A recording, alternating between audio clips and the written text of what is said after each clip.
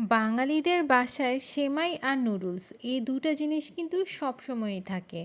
কিন্তু সেমাই দিয়ে যে এত মজাদার একটা ডেজার্ট তৈরি করা যায়, এটা কিন্তু অনেকেই জানে না। আজকে আমি আপনাদের সাথে শেয়ার করব পাকিস্তানের বিখ্যাত একটা রেসিপি, শিরখুরমা। আসসালামু আলাইকুম everyone, this is Bhabna from food story by Sakib and Bhabna. আশা করছি সবাই খুব ভালো আছেন। আপনাদেরকে মিষ্টিমুখ করানোর জন্য আমি কিন্তু সুন্দর একটা রেসিপি নিয়ে হাজির হয়ে গিয়েছি। আর হ্যাঁ, এই রেসিপিটা এতই রিচ এবং ক্রিমি হয়, আপনারা যখন এটা মুখে দিবেন নিজেরাই চিন্তা করবেন যে কি আসলে আমি বানালাম। এতই মজা হয়, আপনারা শুধু খেতেই থাকবেন।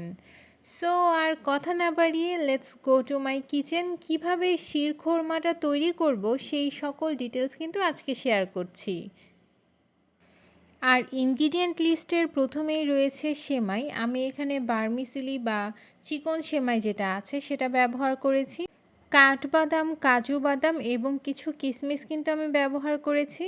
আর হ্যাঁ, আপনারা চাইলে কিন্তু আপনাদের পছন্দ মতো বাদাম এখানে ব্যবহার করতে পারবেন।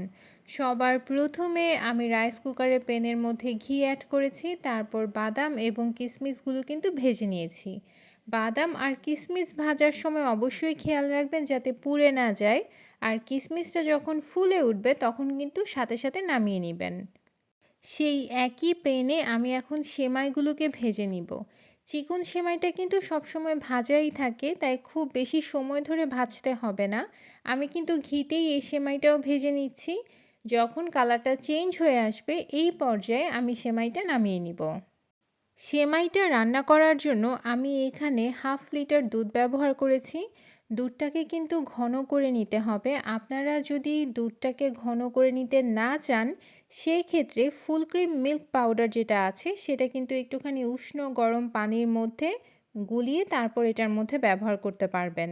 আমি এখানে কিন্তু গুঁড়া দুধ ব্যবহার করেছি দুধটাকে ইনস্ট্যান্ট ঘন করার জন্য। আর দিয়ে দিলাম স্বাদ মতো চিনি। 1.5 চামচের মতো চিনি এখানে ব্যবহার করেছি, আর 1 চিমটি লবণ।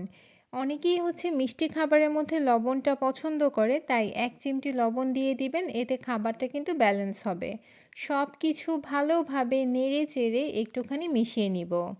দুধটা যখন একটুখানি বলক চলে আসবে এই পর্যায়ে আমি এখানে দিয়ে দিচ্ছি ভেজে রাখা সেমাইগুলো।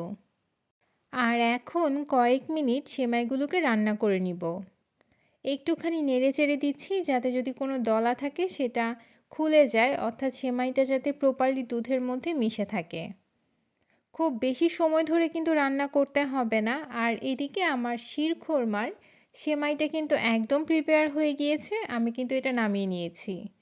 গার্নিশিংয়ের জন্য আমি এখানে ভেজে রাখা যে বাদামগুলো ছিল সেগুলো ব্যবহার করেছি। বাদাম, কিশমিশ সব কিছু দিয়ে আমি খুব সুন্দরভাবে এটা পরিবেশন করছি। আপনারা চাইলে এই ক্ষেত্রে কিন্তু খেজুরও ব্যবহার করতে পারেন। সেক্ষেত্রে বাদামটা যখন আপনারা ভাজবেন, খেজুরটাও কিন্তু একটু কুচি কুচি করে কেটে তারপর ভেজে ব্যবহার করবেন। আর এই তো এখানে আমার শিরখোরমাটা কিন্তু একদম রেডি হয়ে গিয়েছে। ঘরোয়া উপকরণ দিয়ে আমি আজকে এটা তৈরি করেছি।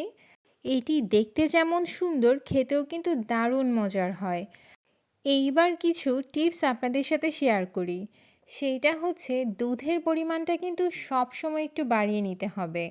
আমি এখানে আধা লিটার দুধের জন্য কিন্তু 1 মুঠের মতো সেমাই ব্যবহার করেছিলাম।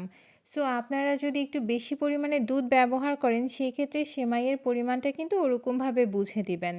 অনেক সময় দেখা যায় যে আমরা সেমাইয়ের পরিমাণটা খুব বেশি পরিমাণে দিয়ে ফেলি, যার কারণে জিনিসটা রান্না হবার পরে কেমন জানি চাকা চাকা হয়ে থাকে।